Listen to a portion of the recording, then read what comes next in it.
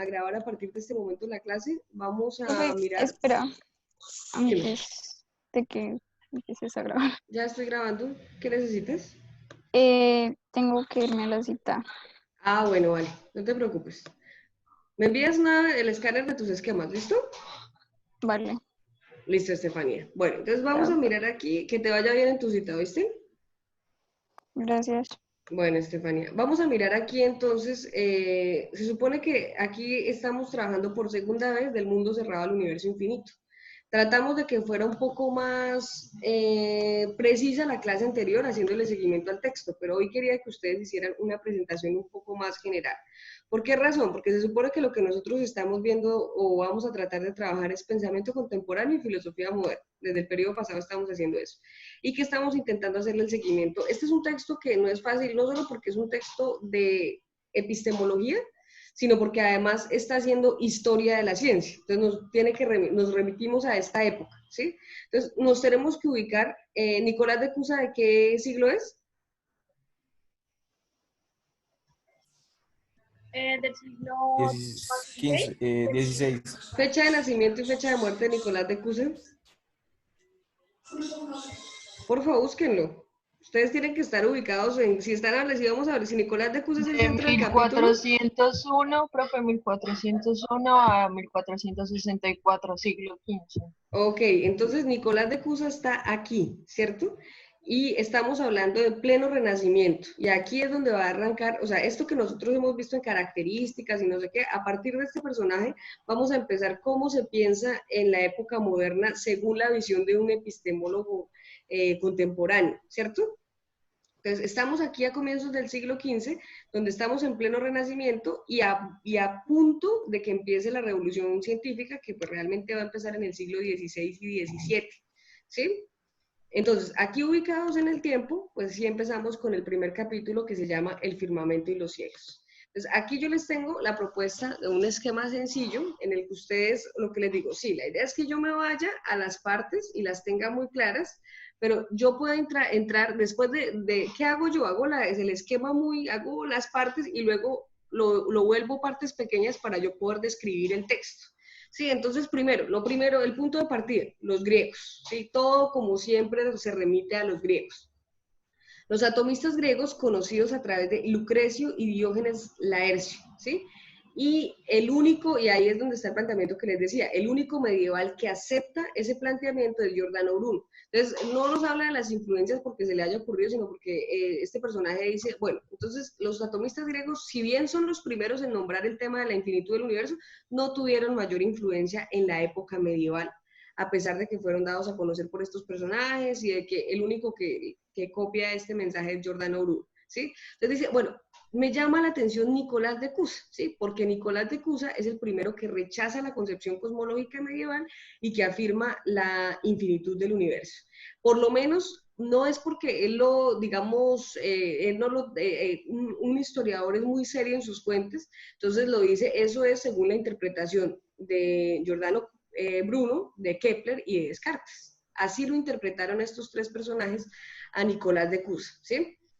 Entonces, ya vamos a entrar a decir unas cosas muy particulares de Nicolás de Cusa. Primero, la interpretación de Descartes, ¿sí? Entonces, Descartes, nosotros no estamos mirando a Nicolás de Cusa a través de Nicolás de Cusa, sino que Coiré lo que hace es decirnos, bueno, primero, ¿cómo lo ve Descartes?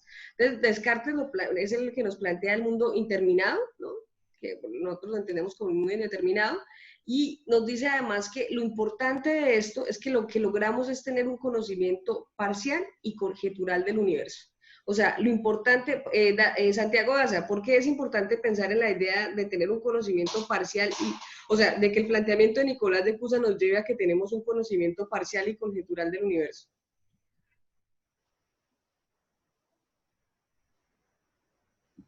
Profe, ¿me puedes repetir la pregunta? Te necesito conectado en la clase, Santiago. Estamos hablando aquí de que la interpretación de Descartes de Nicolás de Cusa es la que nos empieza a determinar que hablamos de un mundo interminado o indeterminado, ¿sí?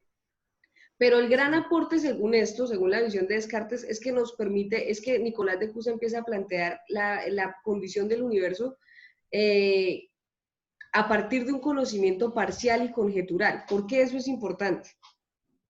porque rompe todos los esquemas que se veía dando en esta época, en la época medieval, con la iglesia, y él trata de, primero lo rechaza y después da su punto de vista, el aporte de que afirma la posición de Nicolás Copérnico y apoya la idea de que el mundo es indeterminado, pero a la vez metiendo a Dios en sus afirmaciones. No, pero ahí no me estás respondiendo a la pregunta. ¿Por qué es importante esto de que es parcial y conjetural? Laura Fajardo. Porque dice que también eso lo que nos da es una imposibilidad para poder construir, digamos que algo objetivo del universo, ¿sí? Al ser parcial no nos permite llegar a construir algo concreto. Cuando sino es parcial solamente no nos permite la objetividad.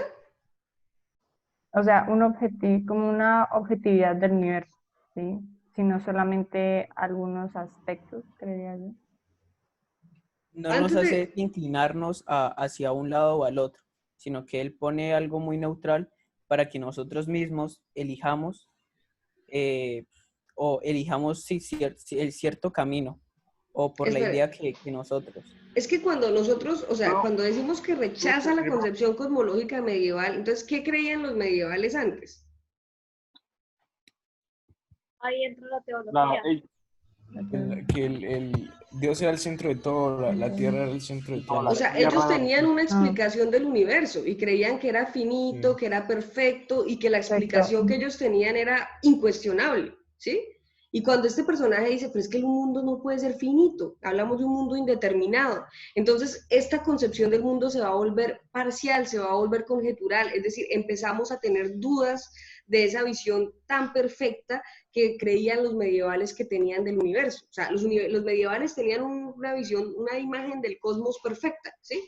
Y cuando Nicolás de Cusa rechaza eso y dice, el mundo es indeterminado, entonces Nicolás de Cusa empieza a hablar de un conocimiento parcial y conjetural del mundo y pone en cuestión, pone en duda de alguna manera lo que hasta el momento se consideraba perfecto e incuestionable, ¿sí? Y esto es pues un elemento fundamental para el pensamiento moderno, aunque ahí está la salvedad de que no hace una crítica a las teorías astronómicas y cosmológicas, de que no conduce a una revolución de la ciencia, ¿sí? Pero entonces lo que el universo de Nicolás de Cusa termina siendo una explicación del desarrollo de Dios, ¿sí? O sea, logra, yo no sé, Coire lo presenta de alguna manera como, es pintoresca, o sea, dice, sí, no es revolucionaria, no es transformadora, pero es pintoresca esta explicación del universo que se idea Nicolás de Cusa.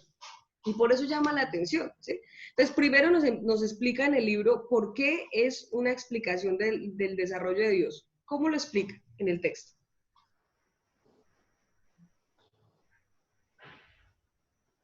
Les voy a mostrar acá la parte en la que del texto como tal, en la que lo plantea. Creo que hablan de la multiplicidad. Y la de separación. la separación. Ujú. No, Que lo que en Dios está presente en una unidad íntima. O sea, aquí cuando empieza Cada cosa es de una singular unidad. cada cosa es singular en el universo. Él sigue como un parámetro de, por ejemplo, con teorías matemáticas en las que ciertos fenómenos llega un punto en el que no podrían como coincidir exactamente como lo sería la circunferencia de un centro, que serían equidistantes. Pero eso no podría ocurrir, pues es como es una explicación un poco más física y hasta ya no llega uno, pero se puede entender que al mencionar que la circunferencia y el centro tienen que ser equidistantes y al no existir como estos polos, no puede existir como no pueden ser equidistantes y como que no puede existir esa igualdad y no puede haber ese Si centro. hubiese un Entonces, él habla centro, que este centro habría es una Dios. finitud. Y ahí es donde comienza el hecho de que, de que no puede existir como ese centro porque no existe esos polos. Entonces él coloca en ese centro vacío a Dios, que es como el punto de la circunferencia y es como Dios. Ese es como en general, es Dios. Eso que falta ahí. Es como un movimiento. O sea, es que, Sí, espérame un segundo. Acá cuando él plantea en la página, ¿esto qué es? La página 13, ¿cierto? Sí. La concepción de Nicolás de Cusa no se basa en una crítica de las teorías astronómicas o cosmológicas de su tiempo.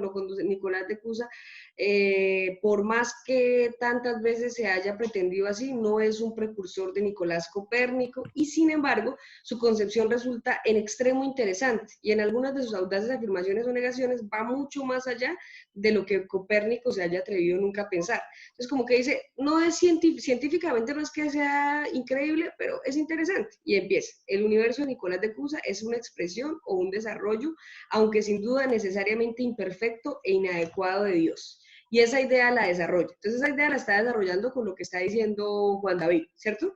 ¿Qué es lo que, ahora sí, Juan David, cómo pretende plantear esa idea Nicolás de Cusa? Es que ahí nos mencionan como una teoría paradójica matemática para interpretar lo que podría ser un centro, pero lo que él interpretaría como Dios. Entonces, a través de una concepción física que me gustaría poder explicar exactamente bien, pero son conocimientos más específicos. Sí, ya es muy complejo como él empieza a describirlo. Sí, él en parte lo que se puede entender es que se supone que debería haber unos polos, por ejemplo, una circunferencia, ¿sí? Y el centro de la circunferencia. Entonces se supone que deben ser los polos y ese centro equidistantes, pero al no existir esos polos, no puede existir como esa distancia exacta.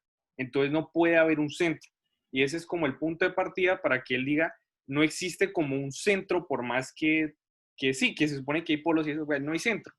Entonces lo que él va a colocar en ese centro como punto de partida y como de origen de la circunferencia y de todo es Dios. Le logra encontrar en medio de su explicación, dentro del orden del mundo que él tiene, él dice vamos a ubicarle un lugar a Dios, ¿cierto? Pero no deja de ser como relativo y obviamente paradójico, y él lo menciona, porque también en parte uno dice, pues sí, pero no deja de ser como un planteamiento curioso, como él lo Y menciona. también creo que relaciona a Dios porque lo que se supone que Dios hace, que es una unidad, sí, lo que se supone que es una unidad termina siendo una multiplicidad. Bien. Eso hace que entonces las concepciones que se tenían en ese entonces comiencen a cambiar, a ser distintas. Exacto, eso Habla de que en el universo, por ejemplo, yo puedo tener el máximo de algo y ese máximo de algo será el mínimo de otra cosa. O sea, por más de que yo imagine un número gigante, en algún punto eso será el mínimo de algo. O sea, y entonces hallamos de que esa es la afirmación del infinito finalmente. Del indeterminado. Sí, del indeterminado. O sea, yo no puedo encontrar un número lo suficientemente grande en el universo. Jamás. Porque por más grande que lo piense, va a ser pequeño. Va a ser el mínimo de Pero todo. indeterminado, pero aún así es inicio y fin, es Dios. Exactamente. Lo que no le permite pensarlo de una manera mucho más amplia es porque lo está pensando a partir de una explicación teológica de eso que él considera indeterminado, ¿no? Exacto. Sí, eso es un fin, o sea, es un fin sin fin, porque, o sea, la primera vez que mencionan a Dios es cuando que no afirma su positiva infinitud respecto al universo. Entonces, que él tiene mucho cuidado y lo compara como con Descartes, que el calificativo infinito para el universo solo se reserva para Dios, porque puede ser un fin, pero sin fin. Por ejemplo, ¿qué es la idea de coincidencia de los opuestos en el absoluto? Ahí es cuando lo de la unidad. Es eso lo que yo te acabo de decir. El mínimo a la vez es el máximo y el mínimo máximo a la con vez el es el mínimo. máximo y grande con pequeño. Que si yo pusiera, por ejemplo, un objeto a girar, giraría y su distancia recorrida sería muchísima, pero al llegar otra vez al punto, a un punto de la circunferencia, su distancia, la distancia que se haya movido, por más que haya girado muchísimas veces, va a ser la misma. No sé si esto tenga que ver, pero no sé por qué lo ocupé, no sé si tenga que ver. Y él avisa, no lo avisa, él escribe que al contraer la riqueza del universo, o sea, por decir así, al sacar todo eso, termina siendo la grandeza de lo que es ese mismo universo. ¿Sí me hago entender? Sí. No sé si tiene que ver con lo de los polos opuestos y todo eso. Que a pesar de como quitarle todo eso, termina siendo la explicación de algo tan grandioso como es el universo. Bueno, pero Paloma, una pregunta. ¿Se le puede atribuir a Nicolás de Cusa una concepción relativista del espacio? Ok, ¿me la repites? ¿Se le puede atribuir a Nicolás de Cusa una concepción relativista del espacio? Eh, yo creo que no, ¿Por qué? porque él lo que hace es relativista el espacio. Pero tú ¿a qué te refieres con relativista, con relativo Es en cuanto a hipotético. como cómo cada persona lo piense?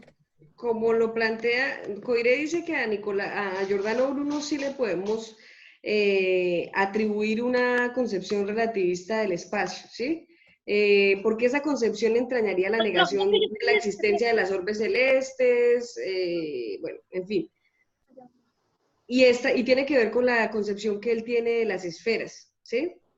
Y cómo es el mundo, ¿sí? El relativista, cuando caemos en el relativismo, pensamos es Una explicación. sí, en que no hay una explicación clara y concreta sobre cómo está compuesto el cosmos, sobre cómo funciona el cosmos. Entonces, Coiré compara a Nicolás de Cusa con Alexander Coiré, con Giordano Bruno, Giordano. y plantea si podemos en realidad partir de una concepción relativista del universo o no. Ahí hace una explicación en torno a eso. Pues es que podría ser porque lo que dice Nicolás de Cusa es prácticamente súper original y él lo sabe, pero digamos, todos los planteamientos que él realiza terminan siendo paradójicos al mismo tiempo. Lo que hace, no sé dónde voy a llegar. También con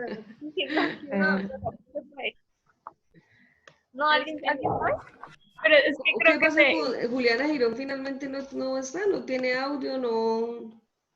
solo quiero que veas el número de participantes. Esto es como la purga, eso es sálvese quien pueda. Una prueba de Sí. eliminación. Sí, ya veo cómo vamos disminuyendo en la participación. Pues yo eso lo veo reflejado en las notas porque qué pena. Aquí estamos dando la opción de hablar de texto y de que se defiendan en el hablar del texto. Ahí yo estoy dando garrita. Pues no sé, yo creo que en cuanto a lo que le preguntaste a Paloma sobre la Sí. relatividad, yo creo que sí, porque él nos está diciendo que algo es indefinido, o sea, que algo no le podríamos dar una figura específica O atribuida. sea, ¿tú crees que sí se le puede atribuir una concepción relativista? Sí, Es que él menciona lo unívoco y como que no se le puede dar esa única exacto. explicación. O sea, Una está única diciendo explicación. que no lo Ujú. conocemos, que precisamente que es relativo, que no sabemos qué tan grande es, pero que por eso es indefinido. Entonces, por eso yo digo que sí se le puede dar esa concepción. Mira, Yo creo que no. acá dice Coiré, Creo, no No, creo que podamos ir más allá de esto, atribuyendo a Nicolás de Cusa una concepción puramente relativista del espacio. Exacto, Tal- porque es que él no lo estudia ni dice que es el infinito. Él dice que solamente se puede quedar ahí porque no hace más. Simplemente dice, esto no es y no sabemos qué es. Ya. profe, yo dije que yo no creía. 5, Por eso ahí dice que sí. que no creía. No, Ahí dice que sí. Ah, no sé No, si crees él que dice que ya. sí. no, aquí dice, no creo que podamos ir más allá de eso atribuyendo a Nicolás de Cusa una concepción puramente relativista del espacio. No le podemos atribuir a Nicolás de Cusa una concepción relativista del espacio. ¿Sí? Tú estabas diciendo que sí, Simón. Paloma dijo que no. Y aquí lo dice, tal como la que se le atribuye, por Patrulla ejemplo, a Giordano. Giordano Bruno, ¿no? Sobre la Semejante negación concepción entraña misma en de la las negación orbes. de la misma existencia de las orbes celestes, cosa que no le podemos atribuir a Nicolás de Cusa. Sin embargo, a pesar de que mantiene las esferas, hay una buena dosis de relativismo en la visión del mundo de Nicolás de Cusa. O sea, sí hay cierto relativismo, Ah, ok, pero no pero completamente. no Pero no es podemos decir completo. Profe, pero que es que yo sea lo de veo más manera permanente.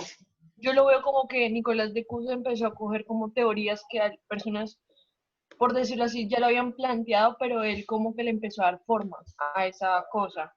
a Pues ese casi toda argumento. la cosmología funciona de esa manera, ¿sí? Casi toda la cosmología va a funcionar a partir de construcciones, ¿no? Pero entonces lo importante Sí, yo entiendo eso.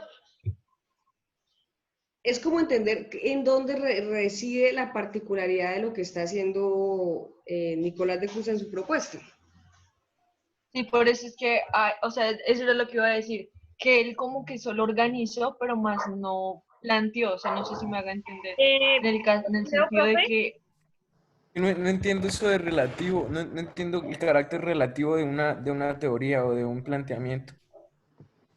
O piénsalo a partir de su opuesto, ¿no? O sea, si nosotros pensamos a partir de el planteamiento absoluto de una concepción del universo, ¿sí? Cuando hablamos de Desde donde yo absoluto, lo es vea, que, será exacto, así. el problema de la relatividad es que no podríamos tener certeza de esa concepción, Desde cada sino punto de que vista sería diferente. exacto, se Serían modificaría diferentes y no concepciones. tendríamos claridad frente a nada, sería particularmente distinto, ¿cierto? Contrario a si yo tengo una idea absoluta y concreta de cómo es el ordenamiento del Es cosmos. algo, ok. Sí, en también, cambio, dime, perdón, que iba a tranquila. decir que creo que es importante decir que, digamos, lo que estaba diciendo Nicolás de Cusa era probablemente dependiendo de la época en la que se encontraba, porque luego hablan de algo de los ejes de los polos, entonces eso puede influir en la concepción que se tenía en una época pasada y en la época en la que él se encontraba. Claro, hasta lo que hasta el momento, recuerda que lo que hasta el momento había producido la astronomía de la época, que toda esa, ahí es donde es importante el cambio de paradigma, o sea, cuando hablamos de revolución en la ciencia, y por eso es que es muy importante el planteamiento, recuerden que hay el tema de las revoluciones científicas, eso es ¿se acuerdan? Eso lo vimos nosotros en una guía, eso es eh, ¿cómo se llama este tipo? Bueno, ahorita se me olvidó. La ciencia se mueve a través de revoluciones y aquí todavía no estamos en una revolución porque la revolución la genera Copérnico. Nicolás de Cusa encanta, pero no genera una revolución y no genera un cambio de paradigma. Sí, que ahí es donde, o sea, en la ciencia para nosotros es importante cuando se genera un cambio de paradigma porque todas las teorías científicas que se están creando hasta este momento pues son teorías científicas interesantes, pero que van a ser reevaluadas con la idea de Copérnico. Por eso aquí otra idea que le parece importante a Alexander Coiré es el rechazo de la estructura jerárquica del universo y su negación de particularmente baja y de la particularmente baja y despreciable posición asignada a la Tierra por la cosmología tradicional. ¿Qué quiere decir esto? No es acerca de que en el universo nada puede subsistir sin lo otro, o sea, si algo perteneciente al universo desaparece, entonces en sí el universo dejaría de existir, se complementan entre ellos. Por ¿Cómo así? eso, eh, digamos, en el universo nada puede subsistir sin el otro, lo que significa que no hay nada que pueda ser igual. ¿Sí me va a entender? Entonces, No, yo un poquito más precisa, Pablo. quiero. no, ya ahí me estoy yendo a lo del centro. No, no tiene que ver con la estructura jerárquica, me confundí. Ahí ya estaría hablando de que no hay un centro fijo. Lo que está diciendo yo a esa idea. ¿Puedo, profe? Sí. Bueno, yo quiero empezar por lo que habíamos hablado ya sobre este centro que es Dios, ¿no? Entonces yo creo que ya no podemos decir que hay un centro. Entonces, ¿qué es lo que pasa con este universo infinito? Ya no puedo ser como este centro en particular o perfecto, no se le puede atribuir a la Tierra como una perfección mayor, sino que se le podría atribuir esa imperfección a todo el universo en sí, por decirlo de algún modo. Entonces, ¿qué es lo que pasa aquí? Aquí ya estaríamos hablando de que esta concepción cosmológica medieval ya pues no cuenta, porque ahí estaríamos atribuyendo que la Tierra sería ese centro, lo cual ya no coincide directamente con él, a pesar de que es teólogo. Sin embargo, él lo que va a hablar es sobre esta imperfección del infinito del universo, que sería como un parte, como él lo menciona, un respiro, como, como un aire más moderno, como de pensar un poco más las cosas, no tan, bueno, aleja un poco de lo medieval, ¿sí? Y es como el punto de partida de decir que el personaje está dando un postulado distinto, como una mitad entre lo que venía siendo la nueva generación y lo que era lo medieval, Ujú. o la siguiente generación, partiendo del punto de él. Entonces, ¿qué es lo que pasa? Él nos menciona sobre una degeneración y como una mutua relación entre estas esferas celestes, por ponerle un punto, en la infinitización. Entonces, ¿qué es lo que pasa? Al atribuirle esa imperfección a cada astro, esta mutua imperfección estaría relacionada también con la mutua degeneración, que no se le puede Ujú. atribuir solo a la Tierra, sino que también, en general, en general se le puede atribuir a los demás seres. Ujú, sí. Creo que eso era lo que se está refiriendo Paloma cuando habla de Y lo del... cuando plantea lo de la Tierra, ¿cuál es el planteamiento novedoso que hace frente al tema de la Tierra como planeta? Que es tan imperfecto como, o sea, se le había atribuido que la Tierra tenía como una perfección dada por Dios. Y Ujú. pues ya estaría ahí concluyendo este teólogo que no, que sería como una imperfección en general. Aquí, ustedes están viendo el libro, ¿sí? En la pantalla. Y él habla ahí como de la Tierra como de una estrella apagada. Apagada. Y lo importante, Exactamente. así. Sí. Eso es lo que le atribuyen, sí. Si no estoy mal. Ahí lo menciona. Exactamente. Sí, aquí en el fragmento aquí es donde les digo, por ejemplo, hemos de volver ahora nuestra atención hacia otro aspecto de la cosmología de Nicolás de Cusa, quizá el más importante históricamente. Ahí es donde yo quiero que ustedes sean muy agudos a la hora de hacer el esquema. O sea, cuando yo les pido, o sea, no es que digamos parte por parte, sino, bueno, listo, nos va a hablar de Cusa, ¿qué es lo importante de Cusa? ¿Cuáles son los planteamientos fundamentales? Aquí, por ejemplo, a partir de esa introducción, el tipo nos está diciendo un aspecto fundamental, el más importante históricamente, su rechazo de la estructura jerárquica del universo. Y piensen que esa estructura jerárquica del universo pues es generada por su visión, obviamente, en donde el universo es una explicación de Dios. Y con eso está transformando, o sea, en la estructura medieval, o sea, ¿por qué era tan importante la cosmología para los medievales? Listo, nosotros explicamos el universo y en esa explicación del universo, Dios es lo más importante y después de Dios está el Papa y a partir de eso garantizamos el poder político y religioso, ¿sí? Y aquí entonces se empieza a decir, bueno, vamos a rechazar la estructura jerárquica del universo y muy en particular su negación junto con su posición central de la particularmente baja y La despreciable posición despreciable. asignada a la Tierra por la cosmología tradicional. ¿Por qué les interesaba a los medievales asignarle una posición a la Tierra, digamos que, como lo nombra ahí, despreciable o baja? ¿Qué cree Santiago Daza? Porque, ¿me puedes repetir la pregunta, profe? ¿Por qué le interesaba a los medievales generar, porque aquí dice la particularmente baja y despreciable posición asignada a la Tierra por la cosmología tradicional? ¿Por qué a la cosmología tradicional le interesaba mostrar a la Tierra de una manera despreciable o de una manera como menos importante? Porque lo importante era lo que venía después de esta vida, que era llegar al Bueno, cielo. bueno, por fin. Y le pegó durísimo. ¡Ey, no! ¿Sí? ¡Ey! ¿Se pasa la aspiración de cumpleaños? Claro, porque en parte nosotros, la Tierra no era importante, ¿sí? Lo que era ¡Ey, importante no, era no! todo lo divino, lo que está más allá, y el hecho de que la Tierra empiece a ocupar un lugar distinto, ¿no? Aquí está el fragmento, la forma de Tierra es noble y esférica, haciendo su movimiento circular, aunque podría ser más perfecto, bueno, tal, y acá está lo que dice... lo que estaba diciendo Juan David, ¿no? De este modo, el fundamento mismo de la oposición entre tierra oscura y el sol luminoso, sirviéndose de la semejanza de su estructura fundamental, Nicolás proclama victoriosamente: la tierra es un astro noble que posee luz, calor y una influencia propia, distinta de Diferente. todos los demás astros. Bueno, ¿Tal? luz no posee. Obviamente no, pero dentro de Pero su Pero imagínate, profe, diferente a nosotros los vemos demás. brillante al sol. explicación. Nosotros lo vemos brillante. Pero si el sol no tuviera ninguna, o sea, ninguna estrella ni ningún planeta que reflejara No su lo luz, veríamos. el sol por más luminoso que fuera, dejaría ver el espacio blanco. O sea, necesita una estrella que refleje su Ahí es luz cuando para entra, poder... ahí es cuando entra el tema que en el universo todos se necesitan entre todos, así no sean Sí. no sé Los cuál, componentes. Exacto. Que Pero, todos y, son Que nada es más como una perfecto que lo cadena. otro. y en este orden, Ujú. o sea, en este orden, si nosotros no le damos a la Tierra un estado denigrante, sino ponemos a la Tierra en un estado fundamental, además, ¿quién se empieza a ponderar como un ser fundamental? el ser humano. El hombre, claro, esa es la base cosmológica del antropocentrismo, porque es que lo del antropocentrismo no es que simplemente Dios dejó de ser importante y el hombre empezó a ser el centro, sino que tiene que ver con la visión cosmológica. Si yo desprecio la tierra, desprecio la vida, al más acá, desprecio lo humano, y al contrario, como lo dijo Daza, entonces estoy pensando en lo trascendente, en Dios, en lo que va más allá, ¿cierto?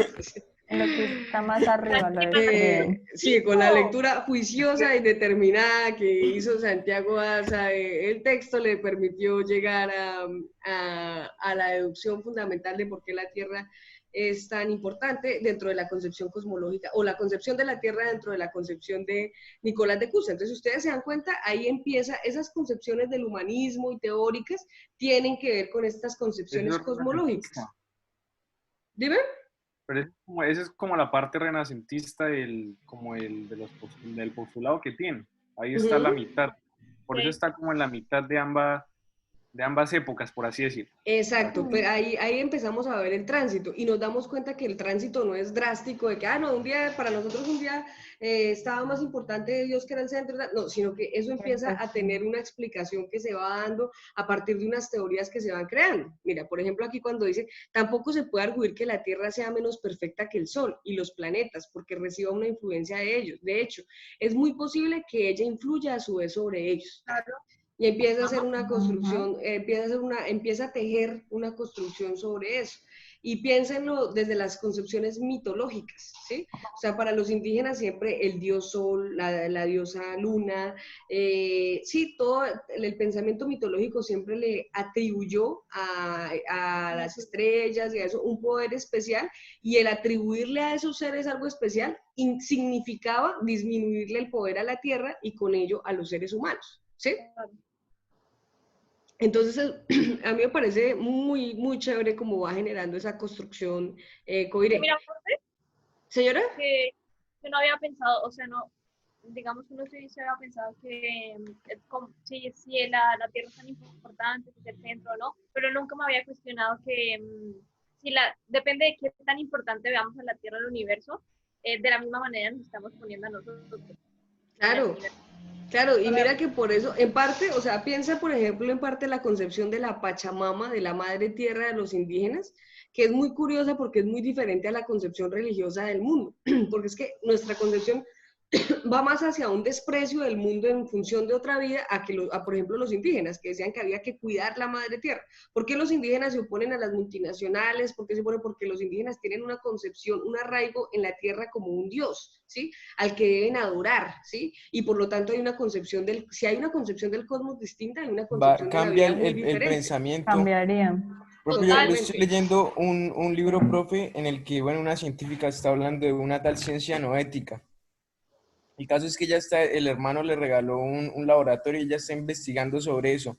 Y ella se supone que ha hecho una cantidad de descubrimientos, pero lo primero que ella hace es investigar con un psiquiatra cuáles serían los efectos en los seres humanos de conocer esas nuevas teorías. Eso es lo primero que ella hace mucho antes de sacar sus cosas a la luz, como investigar cuál sería el impacto en las personas de ese nuevo conocimiento.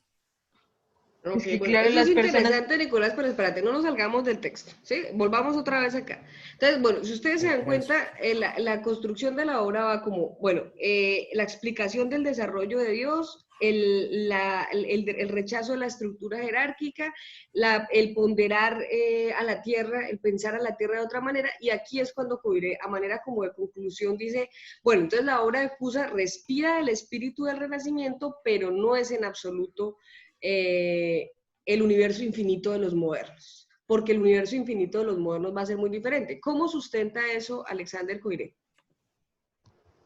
¿Cómo así? Otra vez, profe, es que no alcancé, se me trabó. El punto de que respira el espíritu del Renacimiento, pero no es el universo infinito de los modernos. Por todavía, o sea, aquí estamos como lo que hablábamos en un momento, sintiendo el renacimiento, pero no es la moderna, no es los modernos van a ser muy claros en su concepción frente al tema del infinito. Entonces, ¿cómo sustenta Alexander Coiré eso? Profe, ¿cómo es la pregunta como tal? Es que el ser humano en el Renacimiento como que ocupaba ese lugar importante, como ese centro de reflexión. Ujú. Yo creo que diría que ese sería como la parte renacentista. Y es que en parte es un poco impresionante que esta persona sea un teólogo, o sea, porque lo que desarrolla es bastante interesante. Ujú. Pero el punto importante es entre ambas cosas, es el punto teológico de Dios, que sería en parte medieval, pero más este punto renacentista que sería como el hombre como centro, que es lo que él desarrolla al afirmar la imperfección como en general de todos los seres y no atribuirle una perfección a la tierra. Yo iba a decir algo parecido, pero no sé si parecido, que de pronto todavía no era la infinitud de los modernos, porque ese centro que se supone que ellos estaban conociendo no era el fin, o sea, era el fin, pero tampoco era el fin porque podía ser el comienzo, o sea, podía ser ambas cosas. Pues Por es eso que aún no se hasta ahorita se estaba viendo la ilustración, ¿no? Hasta ahorita hay un proceso de ¿Cuál separar ilustración? Ahí sí se te acabó el momento de... bueno, profe, que se me cruzaron los Aquí cables. no estamos hablando de ilustración porque estamos en el Por siglo Está eso, XV, bien. ¿no? claro. Renacimiento. Ujú. Entonces, es como, uy, profe, es que me asustaste. Pero vuelvo a replantear mi idea. Ujú. por Ah, eso. sí, ahora yo lo intimidé. Está en el momento de inspiración. Miren, acá está en el texto cuando lo plantea. Entonces aquí empieza, de ningún modo tenemos todas las razones para suponer, aunque por supuesto no podamos saberlo, que en todas partes ocurre igual, tanto más cuanto que esta corrupción que se nos presenta como la característica especial del ser terrestre no es en absoluto una destrucción real, es decir, la pérdida total y absoluta de la existencia. En realidad, es la pérdida de una forma particular de existencia. Fundamentalmente no se trata tanto de un ser en sus elementos constituyentes y su reunificación en otra, proceso que se puede tener lugar y que probablemente tenga lugar en todo el universo. Siquiera sea porque la estructura ontológica del mundo es fundamentalmente la misma en todas las partes. Ojo, aquí ya nos está hablando de la estructura ontológica del mundo, ¿sí? El ser del mundo, ¿no? Realmente expresa en todas partes y del mismo modo temporal, es decir, mutable y cambiante. Y aquí viene un elemento que es tremendo. ¿Cómo pensamos el tiempo? ¿Qué es el tiempo dentro de esta concepción del universo? ¿Cómo piensa Nicolás de Cusa la concepción del tiempo? Porque si es eterno, ¿cómo funciona el tiempo? ¿Sí? Como vemos en la obra del cardenal Nicolás de Cusa, respira un nuevo espíritu, el espíritu del Renacimiento. Su mundo ya no es el cosmos medieval, ¿sí? Aunque aún no es en absoluto el universo infinito de los modernos. Y ahí con eso concluye la parte en la que nos está hablando de la descripción de Nicolás de Cusa. Y con eso empieza. Los historiadores modernos han reclamado también el honor de haber afirmado la infinitud del universo para el escritor del siglo XVI, Marcellus Stallatus Palingeni. Bueno, no sé cómo se pronunciará correctamente. Yo creo que sí.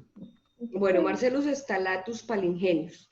Entonces aquí nos manda, aquí hay otro personaje, ¿no? Aquí vamos viendo que esta obra se produce, la obra de él que es Zodiacus Vitae en 1534 en latín y en 1560 en inglés. Lento ese proceso de traducción, ¿no?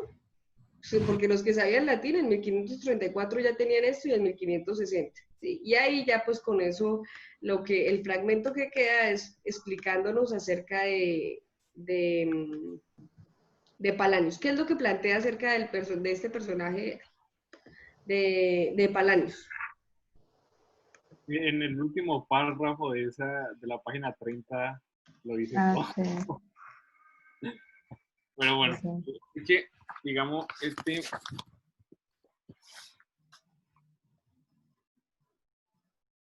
bueno, en una parte habla que es que también me hace un mini Ahí está pintado.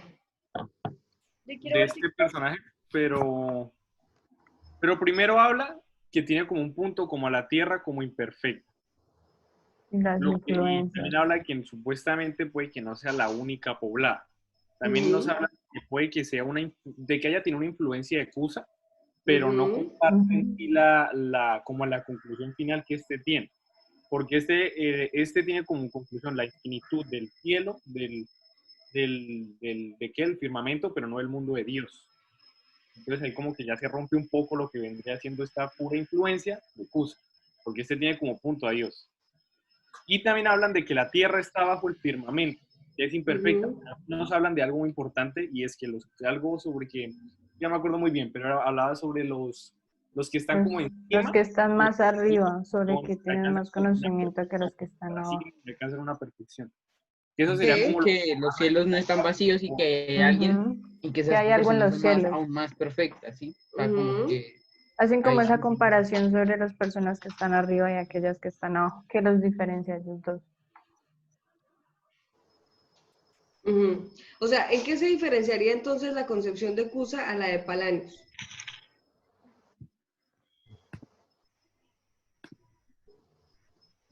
Profe, yo no sé si ya voy a quitar la llamada. ¿Tú qué, Paloma? No. Bueno, No mire, te respondo eso porque no alcancé a leer lo de Mercedes. sí, yo no sé por qué. Yo quiero que dejemos, miren, a mí me interesa, chicos. En el caso de grado 11, ¿sí? Yo, en el caso de filosofía, que es una lectura que es un poquito más densa, no quiero que pasen de afán las cosas, porque hay que entender que es una interpretación de alguien que está haciendo de alguien con ayuda de la interpretación de otros, ¿sí? Aquí nos habla de la interpretación de los atomistas a través de Diógenes y de Lucrecio y cómo Coiré está intentando relacionarla con la obra de Cusa, de Nicolás de Cusa. Y la visión que tenemos de Nicolás de Cusa es vista a través de Bruno, de Kepler, de Descartes, ¿cierto? Que es lo que nos permite construir todo esto, mirar que no hay una revolución científica, pero mirar cuáles son los planteamientos fundamentales en la obra de Nicolás de Cusa y cómo eso nos lleva a la obra de Stalatus Palingenius, ¿sí? Ahora, ¿qué quiero yo que ustedes hagan? ¿Sí? En lo que queda, en la última parte, pues ya le felicito a Juan David porque creo que es el que ha trabajado mejor el texto, con mayor precisión, y pues en la última parte lo que necesitamos es mirar con más precisión esta obra de Palingenius. ¿Cuál es el planteamiento de Palingenius? Que ustedes lo miren así.